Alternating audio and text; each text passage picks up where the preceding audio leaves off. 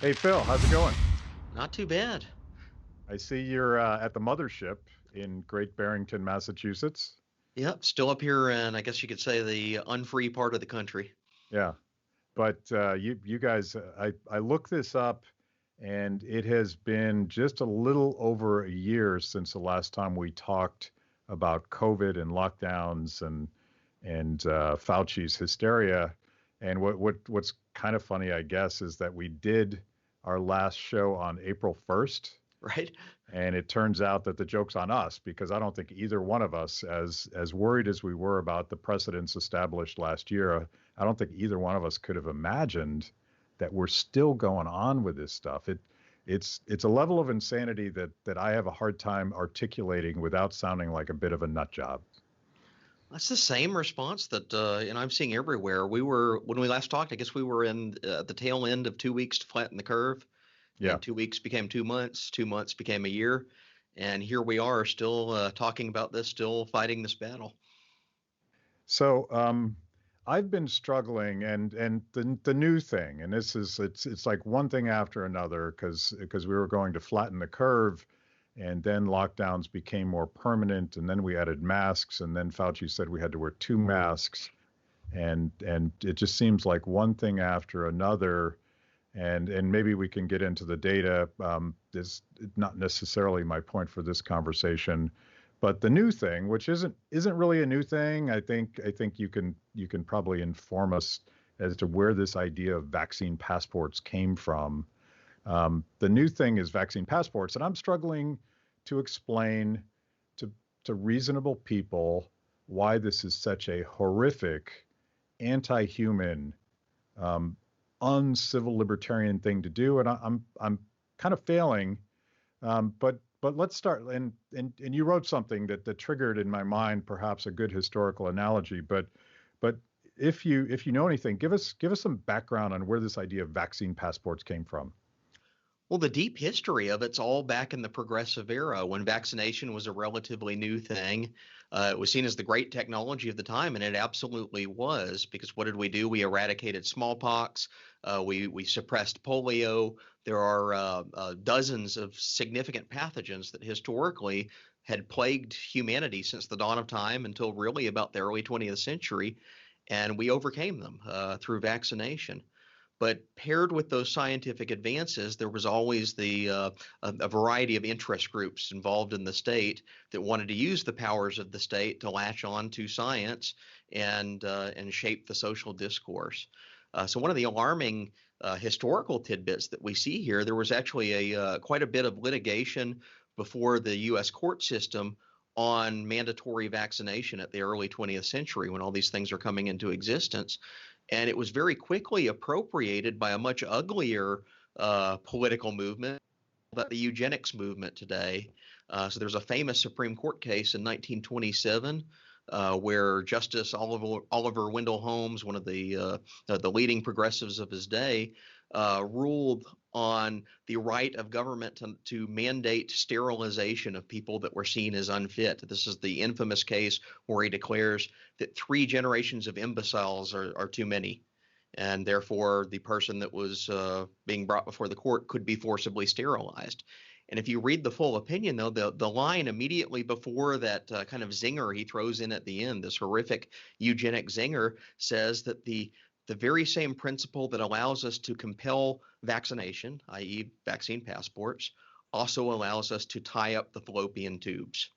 So there's a really ugly historical link here that I think we need to be very keenly aware of, because the legal principle of making something mandatory is very different from the scientific principle of making something available and encouraging it. And if you do so in a voluntary way, our principle of a voluntary society is that people will make that decision for themselves. And the vast majority of people are rational human beings that don't want to be subjected to disease. They're going to choose to get vaccinated. Yeah, I really don't understand the logic. I'm not an epidemiologist, but everyone's looking for these very heavy-handed and authoritarian and top-down ways of ensuring that we reach herd immunity. Yeah. And as much as um, you folks involved with the Great Barrington Declaration were demonized for uttering the words herd immunity. It sounds like we've come full circle and Right. people acknowledge that this is a thing. But what's and everyone's saying this is not a, there's no libertarian solution to this. We must use force. We must badger people into doing this. But it strikes me that at this point, we're 2 years in, 2 years, I don't know, but lockdowns, is it 2 years? No, it's one Seems year. like it. I think we're at Uh, just past a year. So, I'm thinking of Fauci telling us that we actually aren't allowed to do anything until two yeah. years out. Yeah. But it strikes me that ultimately the common sense, what your mom taught you, libertarian solution is still the thing. Some significant portion of the population now have natural immunity.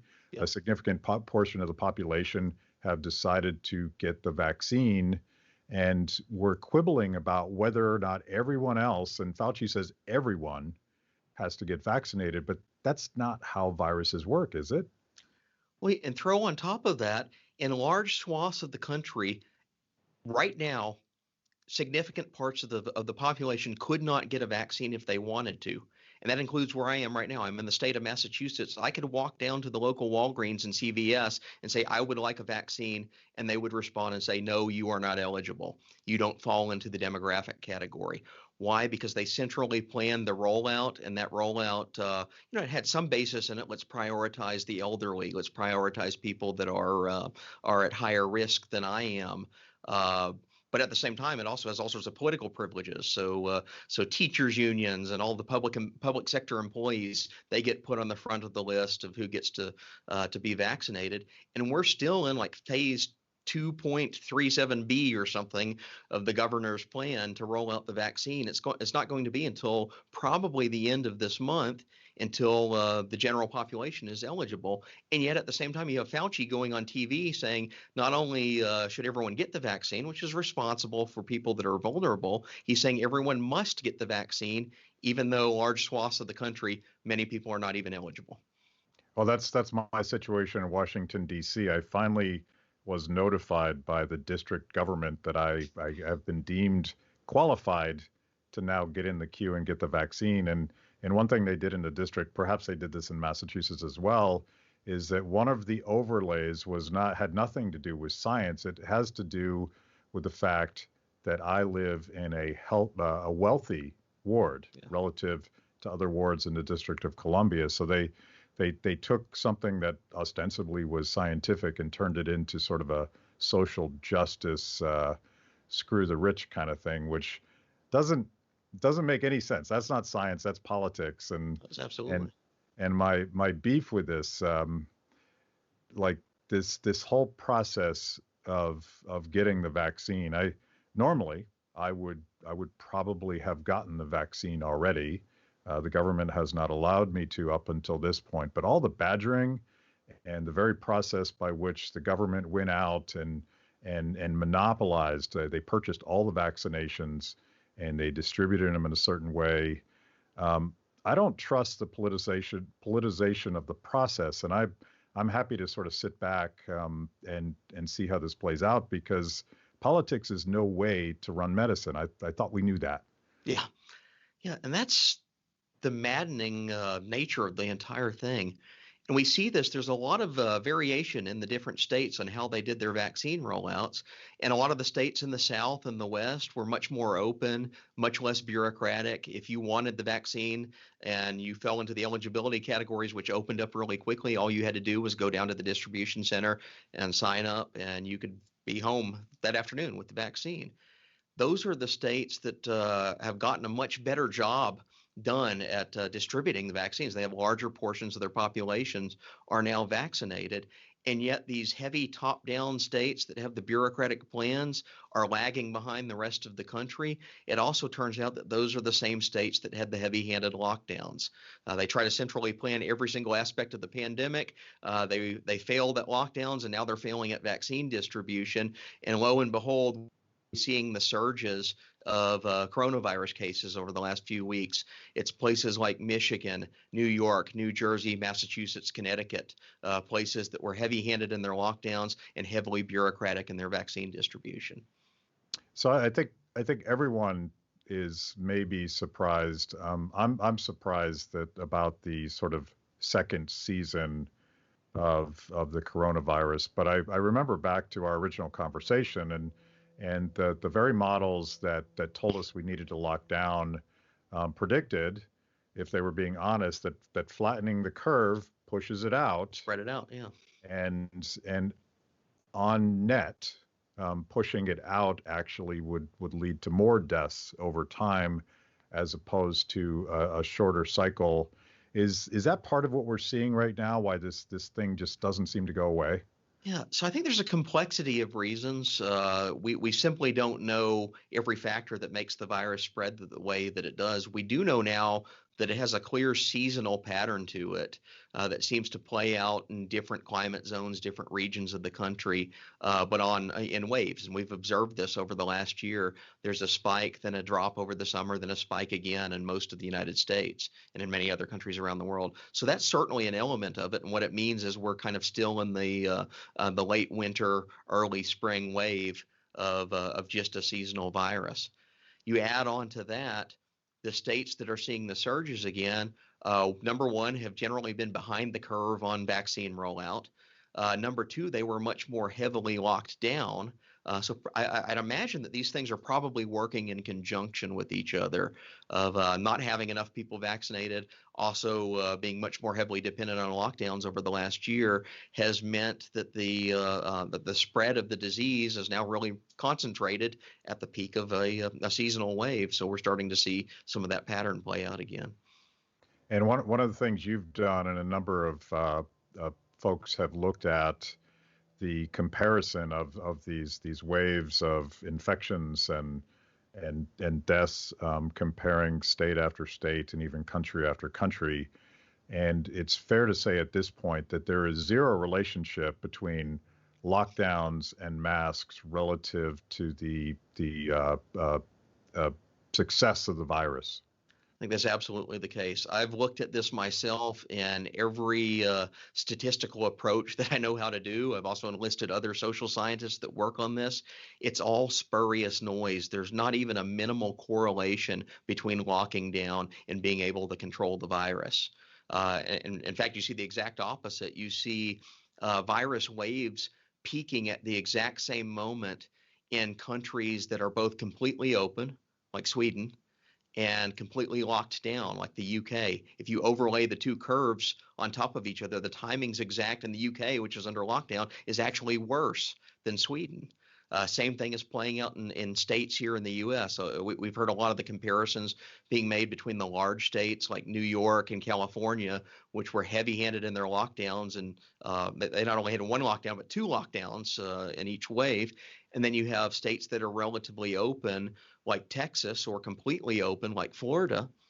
And Texas and Florida are doing no worse than California and New York, and in many cases, many metrics, they're doing quite a bit better. The demonization of Governor DeSantis is a fascinating exercise in political narrative driving or something, because you would expect that Florida, which I used to work for a congressman from Florida, and Florida has the oldest population in the country. Absolutely. And you would have expect to see something far more difficult in their numbers. So it suggests to me that locking down may actually have a negative effect, particularly this trend of keeping seniors who are in retirement homes locked inside, which is happening in some countries across the world. It seems like just an evil policy.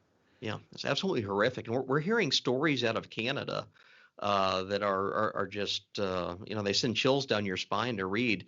People inside of nursing homes that have not been allowed to leave their room in weeks. I think there was one instance where they were being even only permitted to shower or bathe once a week, given sponge baths the rest of the time, because it was under the coronavirus protocol. They had to remain confined in their rooms.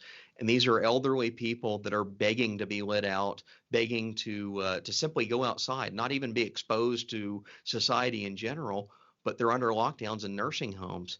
And we've seen the nursing home issue remain as a problem basically since the start of the pandemic.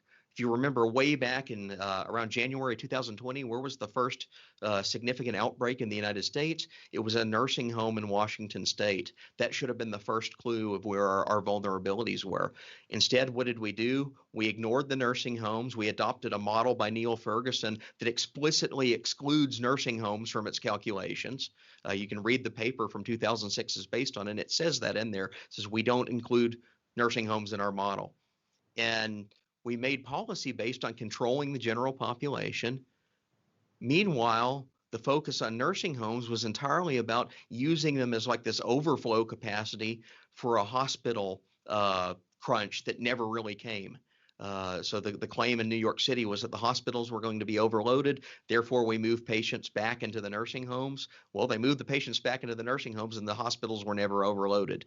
What did that do, though? It carried the coronavirus indoors into a confined environment where people are sitting in their rooms, basically confined in their rooms for weeks on end, and the virus runs rampant in some of the most vulnerable people of our society. You get mass death. You get Governor Cuomo's attempt to cover up that mass death. You get statistics that actually show somewhere in the neighborhood of 40% of all coronavirus deaths in the United States are nursing home residents. This is less than 1% of the population, accounts for 40% of the deaths. That's tragic, that's horrific, and it's a clear case, piece of evidence that what we did not only failed to mitigate the pandemic, it made it worse.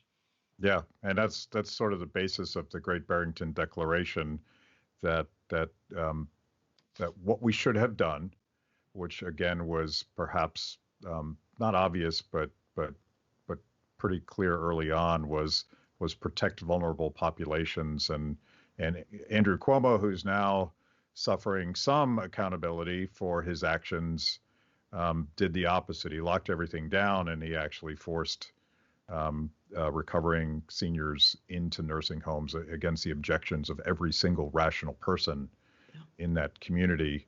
But we spent a lot of time last time picking on Neil Ferguson and the Imperial College model, but we have I feel like there's a more culpable person that has propagated all of this mythology, and that's Anthony Fauci.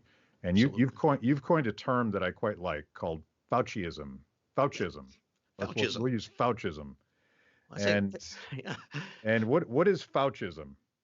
I define Faucism as a highly technocratic medical approach to government that seems to view society almost as like it was a computer game that you can manipulate through central planning from the top down. Although it's not necessarily economic central planning as we're used to discussing, it's type of a scientific central planning where if you pull levers at this certain point in the course of the pandemic, that's going to change the trajectory of the virus's spread.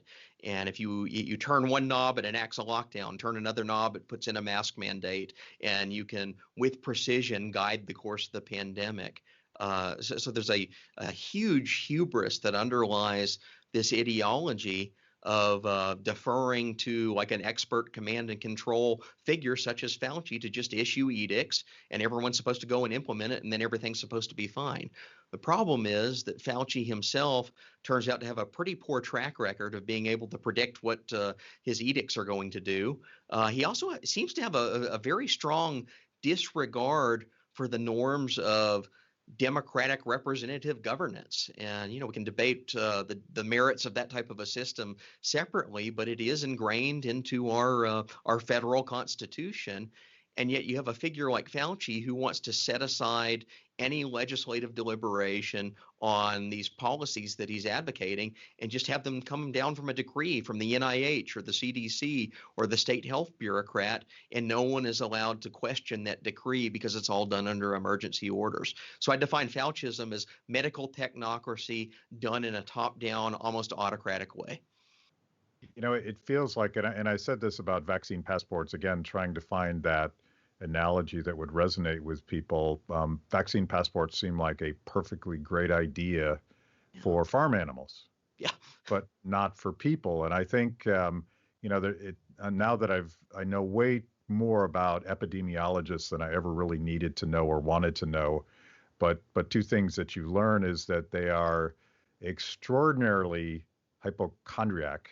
Yeah. and that they very much have these blinders on where they're just thinking about the human population as if it was a herd of cattle, and they're not giving them. They just don't care about other considerations like civil liberties or the economy or even other diseases. Although I would think they should. Um, but I feel like Fauci's worse than that because um, he keeps flip-flopping, and you document this, and this is like the core of what I want to talk about today. And by the way, if anybody wants to understand what's going on, I highly recommend going to AIER.org and not just reading Phil's work, but a number of scholars have documented that, and you can also check out the Great Barrington Declaration. But this one is fascinating because it gets to a historical analogy that might resonate with people. Fauci, and this is your article, Fauci was duplicitous on the AIDS epidemic too. And it turns out that Fauci's been in government since like before Thomas Jefferson became president or something insane like that. The dude has been embedded in the federal alphabet bureaucracies, and it turns out he was the guy that started um, started. I don't know if it started is too strong of a term, but he definitely fed the AIDS hysteria by writing an article in an academic medical journal suggesting that maybe AIDS was transmitted through casual contact or just being near somebody. Tell a little bit about that story. Yes, this all goes back to 1983, and in particular, May 6, 1983. So AIDS was a very newly discovered disease. They were trying to figure out what was going on. There were people dying of it, people suffering in hospitals from it, and it had grabbed the medical attention of the nation with good reason. And Fauci is a young doctor at that point. He had just assumed his position at the National Institutes for Health, the one that he still holds 40 years later. I kind of liken him to the J. Edgar Hoover of the NIH rather than like this medical doctor with the bedside manner. He's actually a career bureaucrat. But this is his first major foray into an epidemic. And what he does on May 6, 1983, is he publishes an editorial in the Journal of the American Medical Association. This is one of these top tier elite journals that supposedly has the dissemination of the top medical advice in the day. And it's his summary of what he thinks is going on with the AIDS crisis. And right around that time, there was another doctor who had discovered the first confirmed case of AIDS, or what we later discover as HIV, in an infant baby. And the question there is, well, how did this baby get AIDS? How did this baby come down with this horrific disease and syndrome? And the medical community speculating. They say, we need to study this. We need to investigate it further. One doctor proposes what ends up being the actual answer to that. That is that the mother was also infected and transmitted AIDS or HIV through the womb. So the baby was basically born with this disease, and that turns out to be medically accurate. But there was a competing theory that really didn't have much evidence behind it that said, well, AIDS could be transmitted by close daily contact with someone else in your household. So if you lived in a house and your brother had AIDS and you're like sharing eating utensils with them and sitting around the dinner table, you could potentially pick up the disease. That was the scare at the time. There was never really evidence behind it, but that was proposed as a theory. So what Fauci did is he tried to summarize what was going on in the scientific literature. And in doing so, he failed to read the paper that documented a pretty clear case of transfer from the mother to the baby in the uterus, and went all in on a wildly irresponsible speculation about this alternative theory that you could get it from sharing dinner utensils or hanging around in the living room with someone else in your household. And he uses a very couched style of language, and you see this still today in his press conferences and public statements. He says, well, the virus might transmit this way. It could transmit this way. And if it does, things are going to be really bad. So the quote that comes at the end of this article, he says, we're starting to see evidence that the virus might expand into household transmission. And if it does, all hell will break loose. It's basically an apocalyptic quote. It's published in the top medical journal, and the very next day, the Associated Press, UPI, New York Times, you name it, every single major news outlet in America runs a headline story that say, doctors say AIDS may be transmitted through household contact.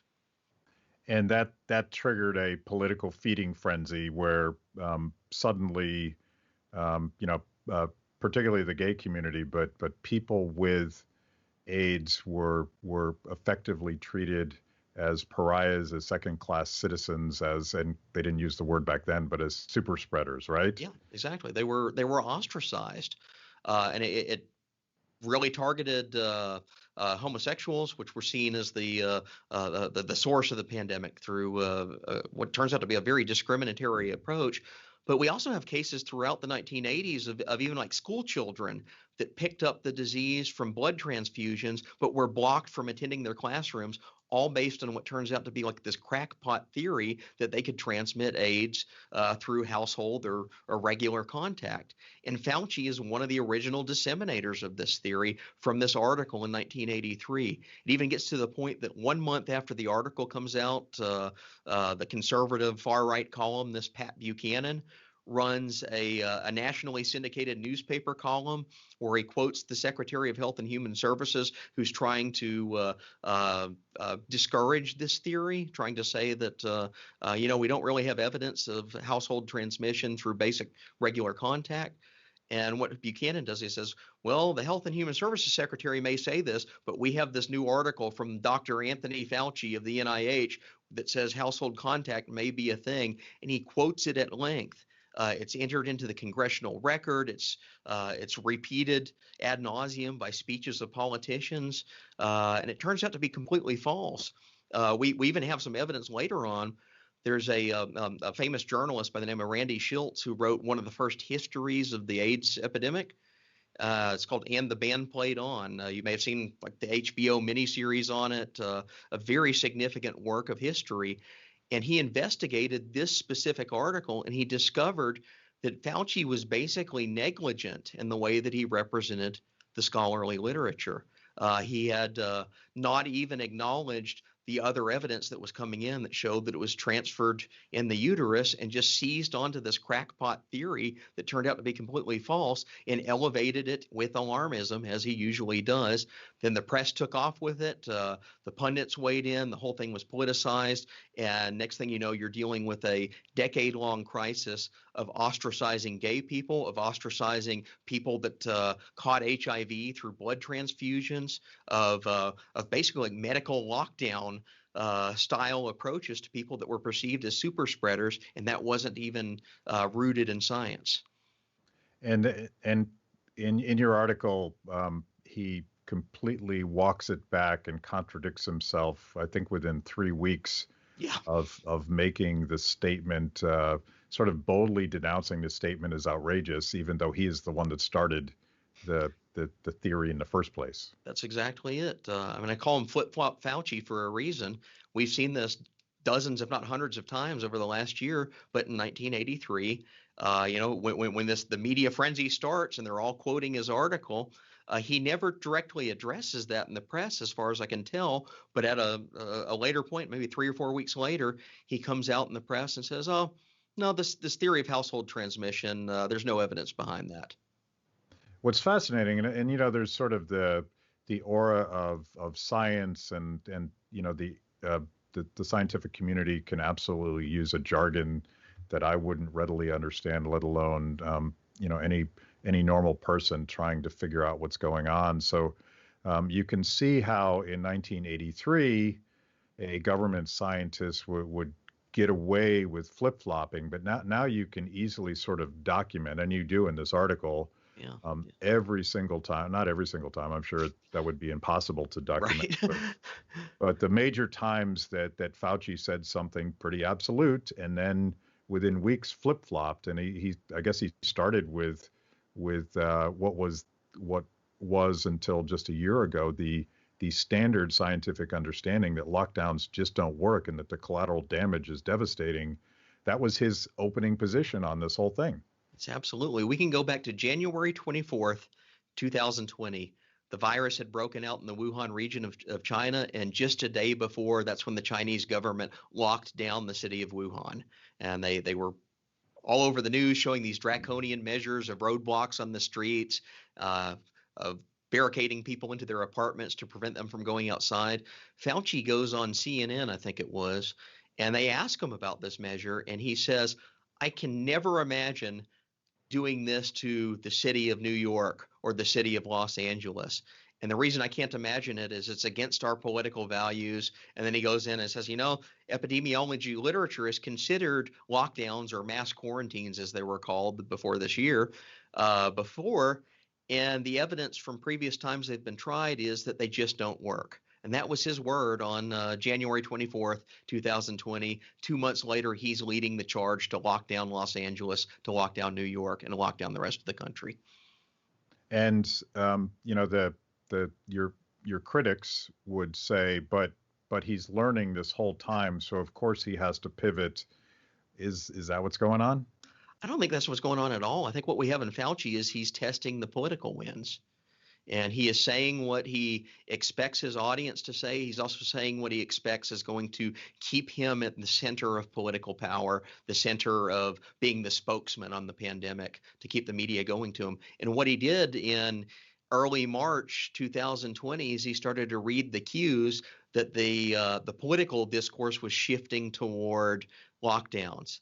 And he actually misread quite a bit of evidence. He gave testimony before Congress on, I think this was March 11th, 2020, where he goes and he says that, I think he had some like outrageous quote. He said something like that the coronavirus could be like 1,000 times more deadly than the flu. And there have been several epidemiologists that have studied his language in this testimony, and they found there's one really revealing article that I believe was a Canadian epidemiologist published over the last year, and he found that Fauci had just conflated two different terms, two different statistics, and basically read the wrong statistic to Congress, whether intentionally or through sheer incompetence, and that inflamed them into panic mode where they were accepting of lockdowns.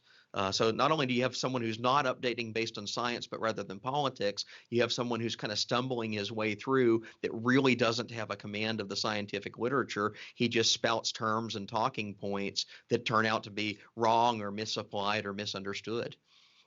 So there's two layers of Faucism here that I want to look at, and the first is what I would call the pandemic industrial complex. And this is a phrase, I don't know if I came up with that phrase, but I was talking to Ivor Cummins on my show, and he was talking about this synergy between political actors, pharmaceutical companies, NGOs, government bureaucrats, all of whom thrive the worse the pandemic is. And that's sort of like public choice 101, that as a government bureaucrat, it's probably beneficial to have the public convinced that the big one's right around the corner, because that leads to bigger budgets, and that leads to more notoriety and all the stuff that Fauci is so famous for.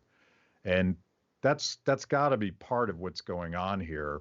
Even going back to the AIDS scaremongering that he did in 1983. Yeah, I think that's absolutely the case. You got to remember, this is a guy that's been in government for 40 years. He makes more in salary than the president of the United States. He is the quintessential budget maximizing bureaucrat who has worked to the very top of his institution and been able to stay there and navigate, a half dozen different presidents. This is a survivor, a Washington survivor, and an ultimate Washington insider. You can't tell me someone like that is not playing political games and is not skilled at navigating the halls of the bureaucracy. So that's absolutely the case. What it unfortunately does is it incentivizes him to speak in a certain style before the public and before the press that you would not find in academic journals, that you would not find in the scientific discussions. And that's a style that's always hedging his predictions, always hedging his bets on alarmism, but also giving himself an out to walk it back. So he'll say, this might be really bad unless we lock down tomorrow. There might be 1 million people dead from the coronavirus unless you follow my advice. Could, should, all that type of language is pervasive in the way that Fauci frames things. And then the next day you see the New York Times and CNN running with headlines that say, Fauci warns of 1 million deaths. Right. But when he gets called on it, when it doesn't happen, then he just retreats back. Well, I never said that conclusively. I was saying that could be a possibility. It's yeah, and the media's proneness to report hysteria it's probably built into the system because it certainly happened in 1983 with AIDS, and it's absolutely happened now. But it strikes me, getting back to the sort of the political thing, it strikes me that whether or not they intended it at the beginning of the coronavirus pandemic crisis, it's now an opportunity to radically expand the power of government. We've already spent in the last year, we've spent $6 trillion that we don't have, and that's just like there is no precedent for that. We've never done anything like that, and we really can't imagine what the economic consequences of that are yet. But getting back to vaccine passports, this is not something that would ever fly politically if people weren't continuously, endlessly fear-mongered to death. Like people just were in the grips of this. I don't know what to do. Can I go outside? Can I live my life, or am I going to die? Yeah. And not only that, you have someone like Fauci right now. I call him probably the most prominent anti-vaxxer in America, not because he's discouraging vaccines, quite the opposite. He's basically giving a message that says, even if you get vaccinated, you can't take off your mask, you can't socialize, you can't return to normal. In a way, it's almost like casting doubt and saying that the vaccines won't work unless we continue these other measures. And why is he doing that? I can't see any scientific basis for it, but there are a lot of political reasons for it. He wants to stay front and center before the cameras. He wants to maintain his position as the health advisor. He does want to pave the path for other policies that he could not get through in normal times. And you think about something like vaccine passports, especially in the sense that they're almost certainly would have to be dependent on the government, on some central authority setting up a system that tracks vaccination. That's what Cuomo's trying to do in New York right now. And it's already encountering massive bureaucracy. It's already starting to falter even in the logistics of it because it's central planning. But what does central planning do? Even though it's always a poor mechanism to deliver on whatever its claimed good happens to be, central planning does provide a lot of jobs for the central planners. It does provide a constant budgetary stream for people that are involved in setting this up. I say, imagine the Obamacare website from 2014, that disastrous website that crashed and burned and was impossible to navigate. Take that and put it on steroids. That's the type of a political bureaucratic operation that I think some of these vaccine passport advocates are basically steering towards setting up. And even if it doesn't work and do what it promises to do, it does ensure the bureaucracy has a purpose, has a job, has budgets for decades to come. I have been, and I know you've talked about this as well. I've been shocked at how accepting a lot of Americans seem to this idea that the government would now track your health and rank your status and whether or not you've been vaccinated. The entire infrastructure of doing that, and by the way, tracking you around where did you go to the movies, who did you take out to dinner.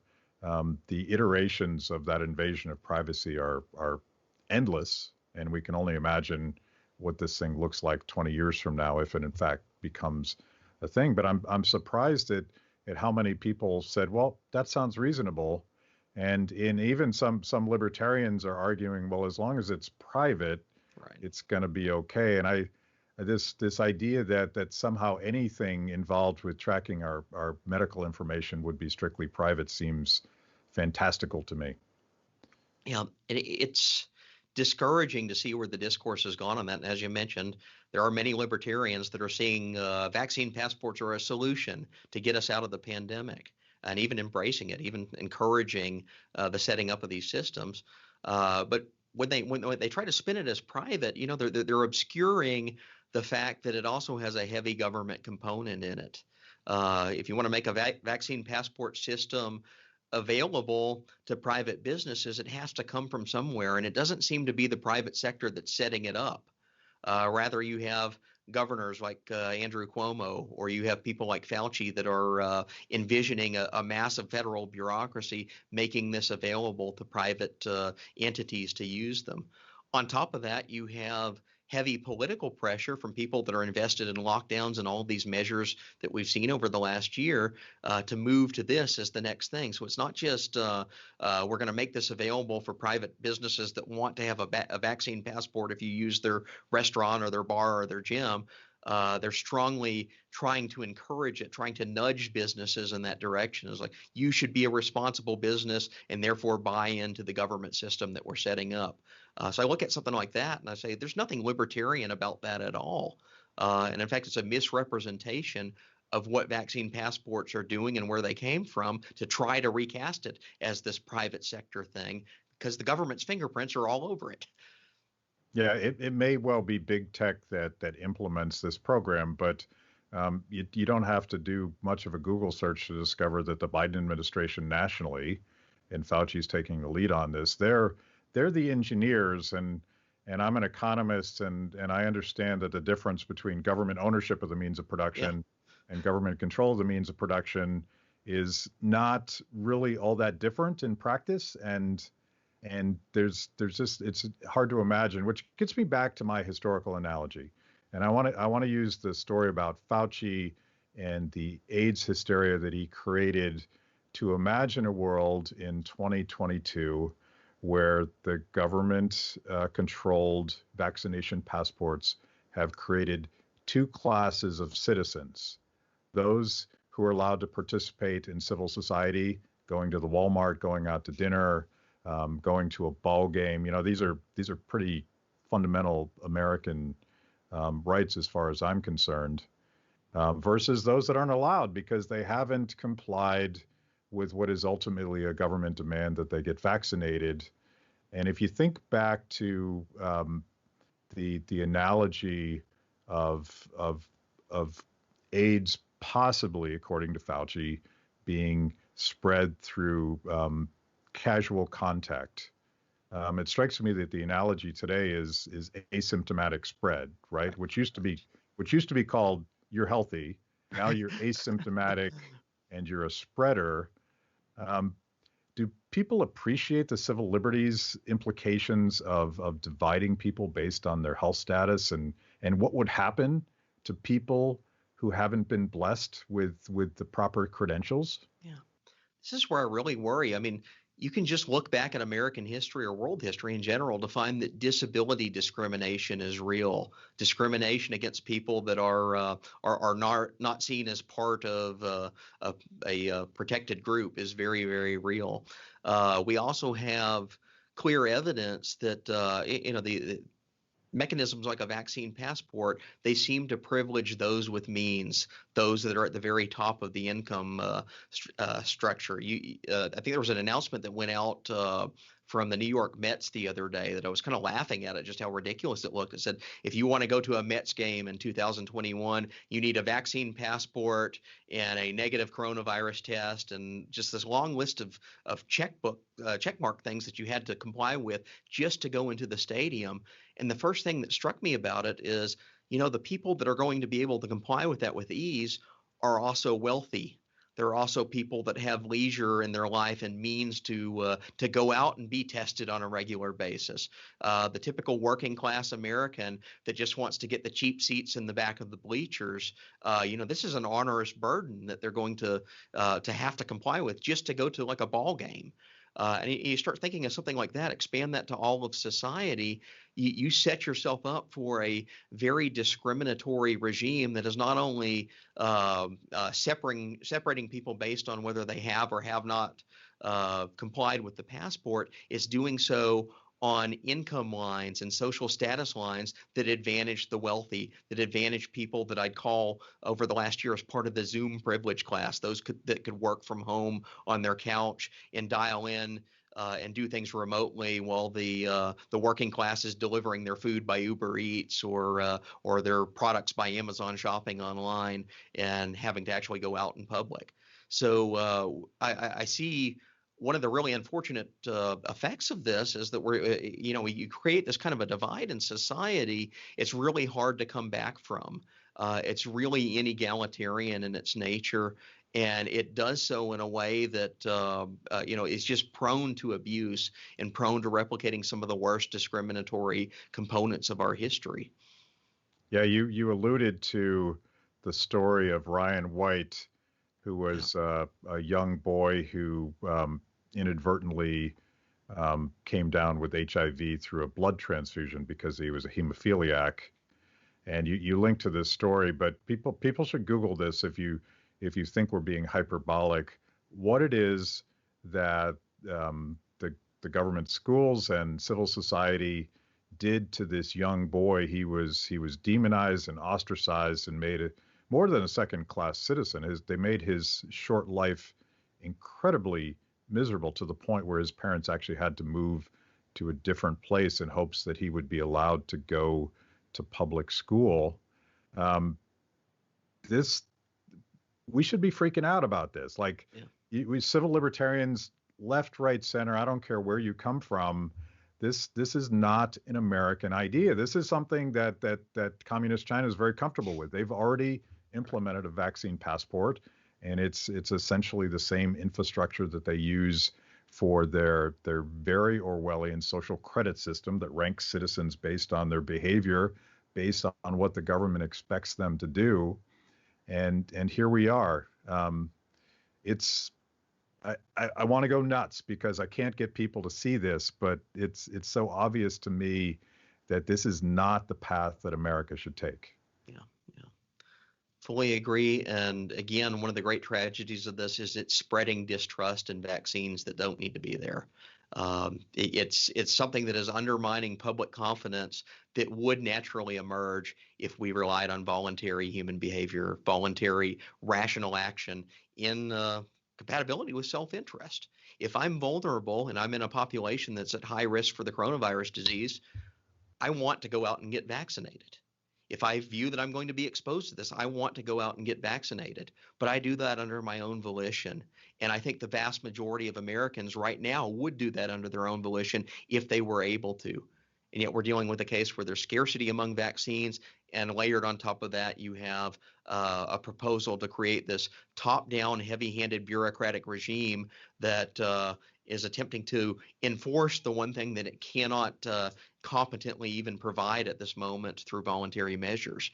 So it seems completely Orwellian. It seems entirely putting the cart in front of the horse in terms of the rollout. And it's doing it in a way that's like socially destructive, that is actually undermining the objective it purports to want to achieve. And that's the real tragedy of it all. The government has a history on this. It's not like they've always earned our trust when it comes to the public health decisions that they've made. And you referenced eugenics, which very much had a grip on presidents like Woodrow Wilson. But there's a historical reason why African Americans would be skeptical about a government-imposed top-down vaccination program. And you reference this in this paper as well, that the infamous Tuskegee syphilis program that I had no idea that went on for a generation.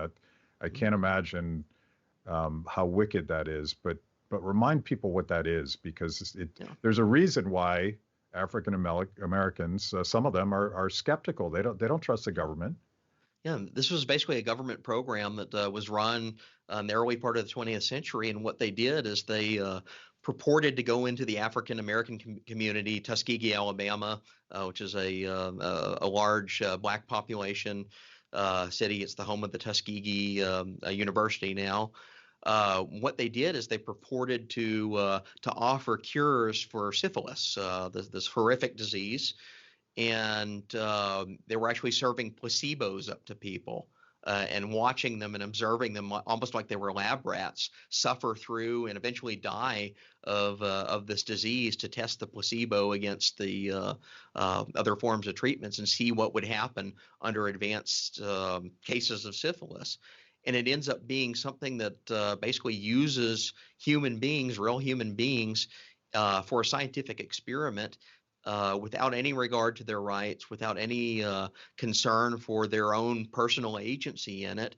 And it's done on racial lines against a historically marginalized and discriminated against group of people, all under the auspices of a government program. Which gets us full circle to what the classical liberal libertarian, I believe in the wisdom of free people kind of approach would be. And if you want to know what that is in a nutshell, just go read the Great Barrington Declaration that basically says that we should do what Mom said and wash our hands and stay home if you're sick and really focus on protecting vulnerable populations. But the last thing you want to do is shut down the productive economy because there is I don't know if the Great Barrington Declaration says this, but there's fundamentally a link between public wealth and public health. Absolutely. Absolutely, and especially among the least well off. And that's the big burden that we've imposed on the lockdowns. They are probably the most regressive policy in the last century. I mean, you have to go back to some of the stuff that was happening during the Great Depression to see something that has fallen more heavily on the poor. More heavily on the least well off, and yet it's being embraced by progressive leftists who are mostly of the upper income classes, as if this is the scientific thing to do. And we're starting to see this in some surveys. There was a study that came out a few months ago that asked people to compare where their income level was, their job security, their mental well-being, a whole variety of interrelated metrics today to where they stood a year ago before the pandemic started. And across the board, everyone is worse off with one exception. And that one exception is people that make over $100,000 a year and that are college educated. So the elite are doing fine because they're sitting at home watching Netflix, enjoying Uber Eats and Amazon deliveries during the pandemic. Everyone else is getting screwed. And I think we're seeing that same pattern starting to transfer over into the centrally planned vaccine rollout, when in fact the optimal policy should be the exact opposite. It should be mass availability of vaccines to anyone and everyone who wants them, with a key emphasis upon the most vulnerable need to take this vaccine, i.e. the elderly, those with comorbidities, not trying to shove it onto everyone through a central plan, but trying to put accurate, reliable information, scientific information out there about who is vulnerable, how to know if you're vulnerable, and what to do if you're in that situation to rapidly get the vaccine and build us toward herd immunity so we'll get back to normal. The Zoomer class, I live in Washington, D.C. on Capitol Hill, and I am surrounded by a permanent class of people who make very good money and never, ever once in this last year worried for even a moment that they might lose their jobs because they work for the government or they work for some government adjacent organization that feeds off of the government. And I've wondered about this. If you are sheltering in place and you have a government job, let's say, and you are having all of your food delivered, either through a grocery app or Uber Eats, and you believe lockdowns work, isn't that the most unethical of positions to take? Because you're basically insisting that people making a fraction of what you make take all of the risks so that you can win the benefits. It's shifting the entire burden of disease onto the poor.